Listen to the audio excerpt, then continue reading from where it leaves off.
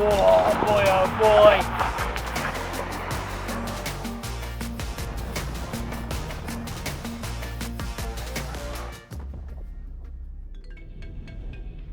Come and have a look at this. This is the Ford Mustang Mach-E Rally. Now, I'm sure by this point, you're all familiar with the Mustang Mach-E, and you're probably also familiar with all the rhetoric that surrounds it, right? The greatest hits being, it's an EV, how could they have called it a Mustang? And it's an SUV, how could they have called it a Mustang? And I'm just gonna park all of that to one side for today because, quite frankly, I'm tired of this discussion. Look, they did it for a reason. We spoke to Jim Farley as recently as last week, and he said, if you wanna have Godzilla engines, if you wanna have Coyote engines, if you want high displacement V8 combustion engines, you've gotta have cars like this in the fleet. So, it's a Mustang, they called it a Mustang, billions of dollars probably went into its development and its marketing, and here it is. So, I'm not gonna focus on any of that hate. What I'm gonna focus on is, has Ford done enough with this Rally edition to correct the narrative? So, let's start with how it looks. And I think it actually looks pretty cool. I think this ride height adjustment, it's a little bit higher. That kind of helps to even the car out a little bit.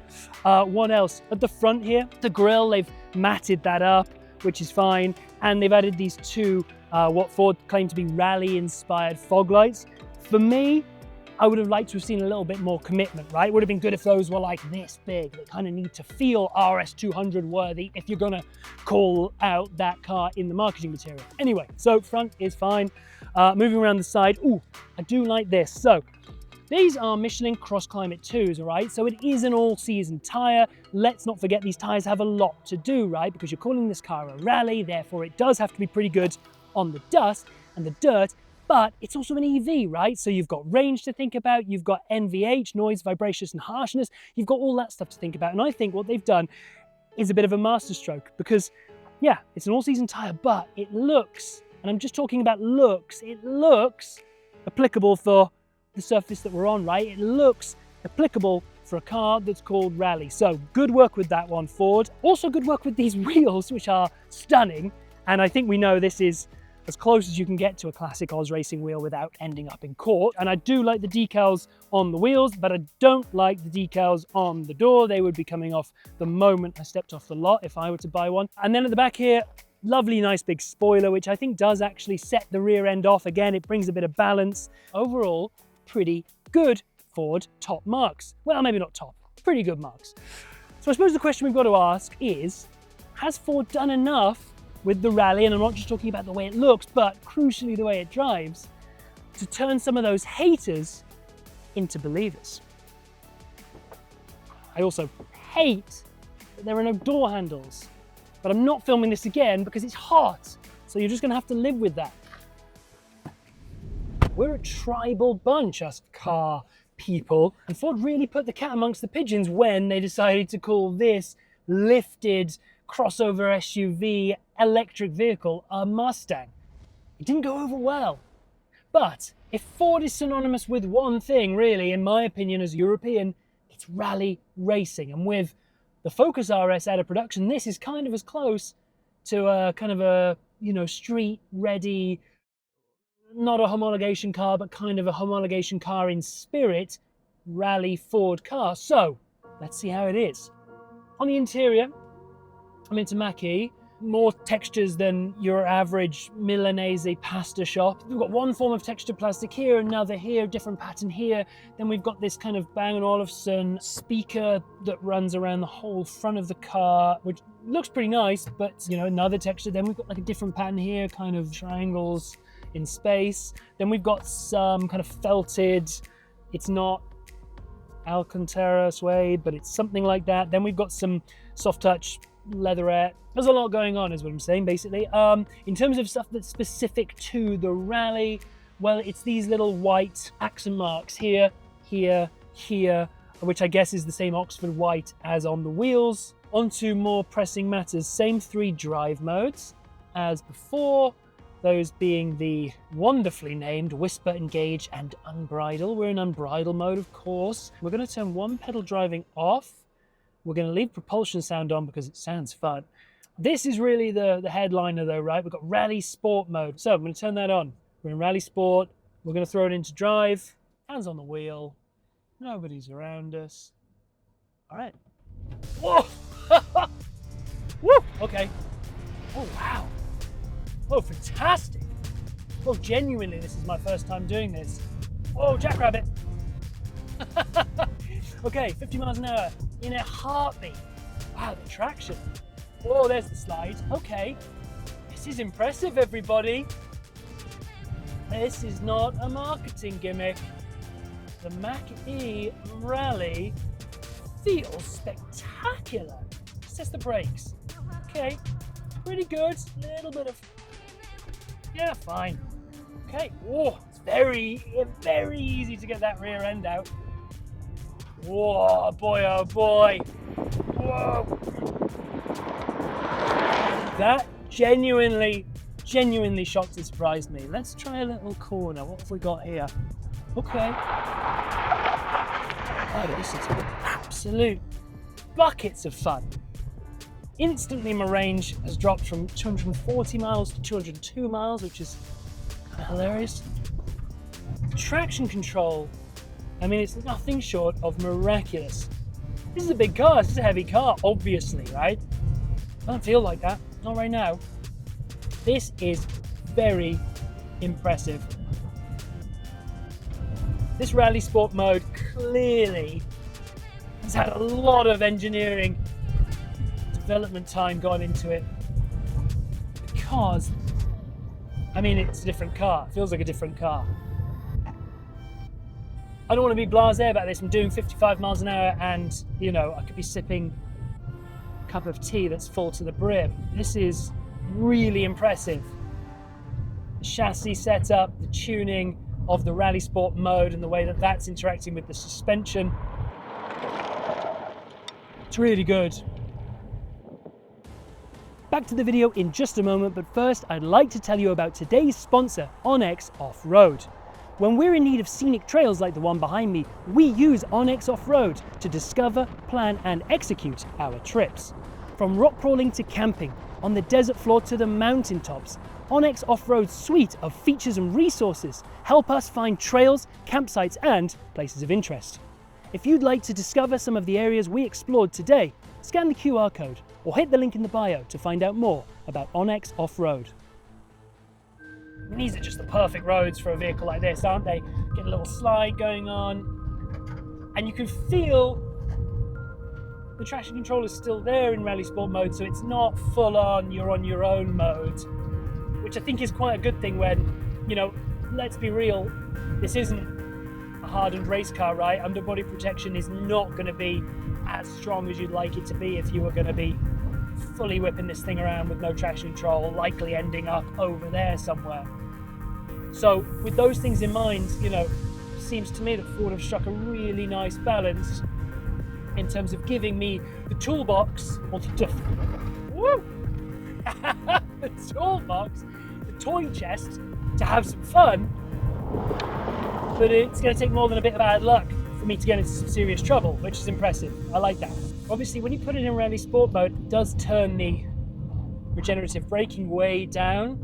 But having said that, there is still a sort of slight feeling of some engine braking. I like one pedal driving in the city and on the highway and stuff, but I will say that for this, you kind of want it to feel and perform like a combustion engine car, like the car that we're used to, right? We've all got pretty limited experience, I would say, at this point in ragging EVs off-road. So it's good to have that feeling of familiarity, that native sort of take your foot off the accelerator and you get a little bit, oof, that was the bump stops, you get a little bit of kind of decel, but nothing too much. You don't want to be grinding to a halt, because that's going to compromise the way that you and the car are working together as you try and sort of negotiate some of these corners off axis. So that's good. I like that. Tyres got loads of grip. Similarly, the tyre in conjunction with that rally sport mode seemingly is doing a pretty good job of letting me have some fun. Pretty cool. It's worth saying that some of the things that are impressing me so much about this rally are things that aren't exclusive to the rally edition of the Mach-E, and that are indeed 2024 model year updates, and that chiefly is the inclusion of the larger, better, more powerful, lighter and cheaper new rear motor. So that's very good, and if you're in a 2024 model year Mustang with a rear motor, then you're gonna benefit from that. Now, in terms of power, as we know, Mustang Mach-E GT Performance owners can opt to pay $995 to unlock an extra 100 torque, 100 pound-feet of torque through the performance upgrade. This has that as standard, but otherwise it's the same power. I really can't get over these MagnaRide dampers. The ride is nothing short of spectacular. That is, I mean, it's a real triumph. The tires, the dampers, MagnaRide stuff, and the way that the Rally Sport mode is letting me just let the back end step out slightly. Woo! That's impressive. That is really good. That's actually very, very good. This is a lot of fun. Ride height obviously increased over the regular Mach-E to good effect. It doesn't look too high and goofy, but it sort of looks appropriately sat, you know? It looks good. I don't know if I've thought that about a Mach-E before. I do quite like some of the Mach-E design choices. I like that you can get that bronze package on the wheels and things like that, but otherwise, you know, it just kind of is a middling SUV crossover thing, isn't it? It's sort of nondescript, doesn't have enough Mustang about it to be cool and sexy, but this one, and maybe it's this color scheme, the blue, the white wheels, you know, it looks like a Tamiya race car. It doesn't look like a rally car, but I mean, certainly it kind of feels like one. Well, not like a true rally car, but it's really good. Big car, heavy car. Obviously it's all-wheel drive, so it's not as tail-happy as it could be, but software has been really well integrated, I would say, into physicalities of this car, the drivetrain, the motors. Brakes remarkably good, actually. It's sort of quite hard to unsettle it, even if I whack the wheel left and right under, look, 60 miles an hour, 50, 40, I'm doing this. It's actually tracking pretty straight and it's scrubbing a ton of speed off. And we're in some really loose gravel and dust and stuff. It's very impressive. Steering does feel nice, I gotta say. It's obviously a little bit wafty, but that's, you know, as much as anything is because of the surface we're on. Stretch of tarmac here, a bit of asphalt. So we can round this review out with a little bit of asphalt driving just to maintain the appearance of being well-rounded journalists. Yeah, I mean, look at that. It is pin sharp on the road and it is smooth and it's still in rally sport mode. I can turn that off now. And there we are.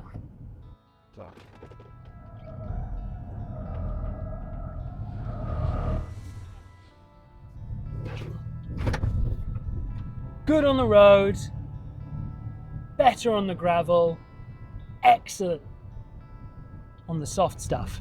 Really nice. Let's take the opportunity to get off again. I mean, would be nice, I guess, if the slip angle was adjustable, because like then, for example, I really wanted to get the back end out, the area was right for it, the conditions are right. It'd be nice if I could sort of dial that into like a rear wheel drive mode or 90-10 or something on the power split. That would be cool. That level of customization. But you have to imagine that's also, you know, it's the work of a software update, right? So maybe down the line, we could do something. But look at me. I'm in an electric SUV. Probably weighs the better part of 5,000 pounds, 4,000 something, gotta be. I'm doing 60 miles an hour.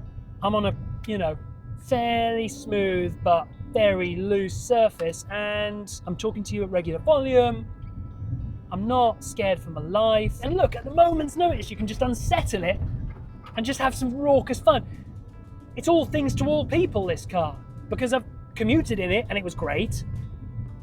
You've got to give it to Ford. The Mustang Mach-E is a good EV, a good commuter car, a good highway car. I can also blast along at 60 miles an hour on surfaces like this and it's completely uneventful. The power is progressive. I think as soon as the wheels realize that, you know, one of them has traction, it's happy to give you a bit more. Nice. Yeah. Tell you what, you could get very, very, very good at driving this car. I think my only criticism of the dynamics is really what's conspicuous by its absence, and that is that ability to shut off maybe the power to the front wheels, or, you know, at least sort of alter it and just get a bit more rear. It's sort of, you know, it is an all-wheel drive car. At the end of the day, there are moments where, like there, you kind of find yourself understeering off into nowhere because you've come in a bit hot and you want the rear to rotate around a bit more, but it won't do so without also giving some power to the front. It's not nothing, and it's not a disaster, but it'd be pretty cool. There you go, that was a nice one. It likes a little throttle off oversteer, I suppose. Makes sense. Thing weighs as much as a locomotive. This is great. That's my range. So 25 minutes of, you know, pretty constant hooning at sort of 60-ish miles per hour. We've dropped down from, I'd say, about 87% battery to 68% battery. Range now 154. This, when you want it to be, you can make it fun, you can make it cool, you can make it, you know, silly. And that is, you know, to my sort of thesis question earlier, right? And it's kind of what it's all about. Enthusiasts decried the Mustang name being sullied by being plastered on an electric SUV. And I would hazard a guess this is why they didn't call this the Mach-E Mustang RS, because then you would have potentially angered another set of die-hard Ford nameplate fans, right? The RS crowd, the rally sport crowd. But actually, I think that would have been fine. I think you could have called this an RS. In fact, why didn't they? Because it is good. I've driven the Focus RS, I've driven the Fiesta ST. I've got to say, obviously you can't compare this to the likes of a rally-spec Ford Fiesta, but it's not nothing, this car. It's not failing, it's not wallowing around, it's not uninspiring. It's actually, I mean, it's damn good. It is damn good, this thing.